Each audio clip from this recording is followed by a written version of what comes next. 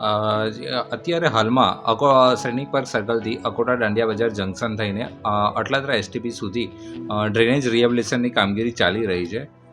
ગત વર્ષ દરમિયાન 25 જેટલા ભૂવા સદર જર્જરિત લાઇન પર પડેલા હતા. તેના સંદર્ભમાં અત્યારે 92 કરોડના ખર્ચે સ્પેશિયલ સ્વનિમની ગ્રાન્ટ પેટે આ કામની કામગીરી હાલમાં ચાલુ રહી છે. હાલમાં 50% જેટલી કામગીરી પૂર્ણ થયેલ છે અને સદર કામગીરી ચોમાસા પહેલાં એટલે કે મે મહિના સુધીમાં પૂર્ણ કરવાની એના રીતે અમે અત્યારે તૈયારી કરેલ છે.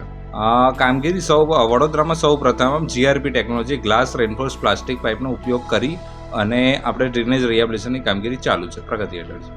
આ કામગીરીની સમય મર્યાદા ડિસેમ્બર 2026 છે, પરંતુ અમને ચોમાસાના ધ્યાનમાં રાખીને મે 2026 સુધીમાં કામગીરી પૂર્ણ કરવામાં આવનાર છે. અત્યારે તો સૈનિક પાર્ક સર્કલથી અટલાદરા એસટીપી સુધીની કામગીરી ચાલુ છે. ત્યારબાદ હવે પછી બીજા જગ્યાએ આ જ રીતે કામ કરવાની સર્વે ચાલુ છે. હાલમાં બંને જંકશનથી, એક અકોટા જંકશનથી અને અટલાદરા જંકશનથી બંને તરફથી કામગીરી ચાલુ છે.